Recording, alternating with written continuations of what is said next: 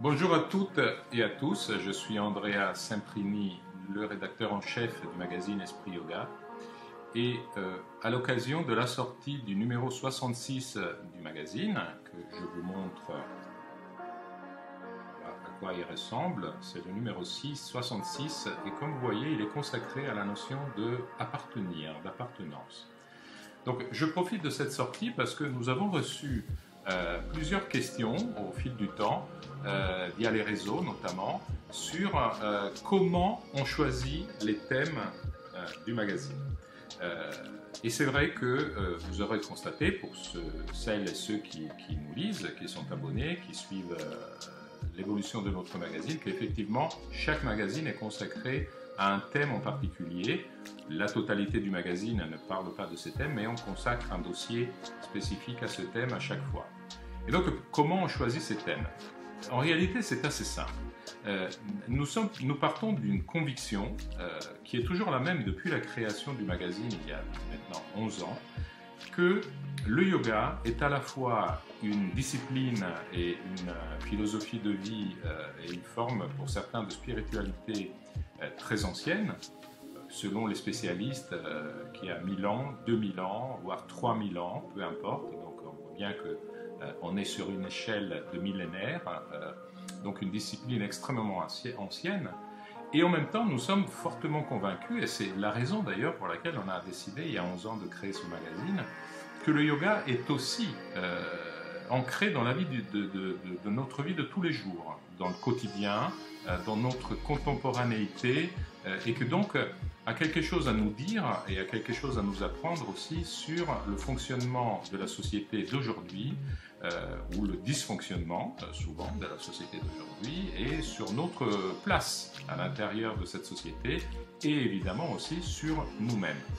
Donc voilà pourquoi, si je prends par exemple le thème que nous avons retenu pour ce numéro, appartenir, ça illustre très très bien cette double nature, ce double contact entre l'histoire très ancienne et qui nous vient de très loin, qui nous vient d'Inde et d'Asie plus en général du yoga, et la contemporanéité de ici et maintenant, aujourd'hui en France, avec des problèmes évidemment qui ne sont absolument pas les mêmes. Et pourtant, le yoga a cette capacité extraordinaire d'apporter des réponses, ou du moins de nous montrer comment mieux poser les questions à nous-mêmes aujourd'hui ici, autant qu'il vous pouvez le faire il y a 1000 ans ou 2000 ans à l'autre bout du monde. Si on prend le thème de l'appartenance, on le voit immédiatement. D'un côté, l'appartenance est un thème qui est central dans le yoga. Je vous rappelle, tout le monde le sait, mais je vous rappelle que le mot yoga signifie union, et que donc appartenir, être relié, à appartenir à quelque chose de plus grand que soi, est vraiment quelque chose qui est au centre, qui est au cœur même de la démarche du yoga. Depuis toujours, donc depuis la plus haute ancienneté. D'autre part, si on regarde notre vie aujourd'hui, notre contemporanéité actuelle, on peut constater que la problématique de l'appartenance est très forte en ce moment. Nous venons de sortir, on espère définitivement, d'une période de confinement, de restrictions, d'empêchements de toutes sortes qui ont réduit nos voyages, nos sorties, nos possibilités de rencontrer des gens, parfois de rencontrer notre propre famille, les personnes qui nous sont chères, nos cercles d'amis, etc. Eh bien, on s'est rendu compte combien, quand on n'a plus la possibilité d'être dans ce type de reliance, d'être dans ce type de contact, on s'est rendu compte combien elles sont importantes, elles sont même vitales, combien elles contribuent même à nous définir en tant que ce que nous sommes, nos envies, nos désirs. Donc le thème de l'appartenance, le fait de se sentir relié. Alors, ce n'est pas seulement vis-à-vis des personnes. L'appartenance est aussi par rapport à un lieu, par exemple.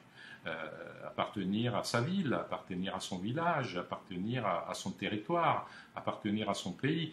Il y a différentes formes d'appartenance qui nous constituent, qui constituent notre histoire, et donc qui constituent notre identité.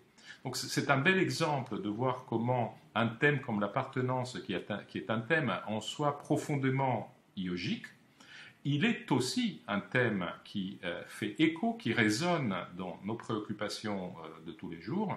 Et c'est la raison pour laquelle, quand nous choisissons des thèmes, on essaye toujours d'être dans ce type de thématique qui est à la fois une thématique qui nous permet de comprendre mieux la pensée du yoga, mais qui en même temps nous permet de nous comprendre mieux nous-mêmes tels que nous sommes aujourd'hui dans la société dans laquelle nous vivons.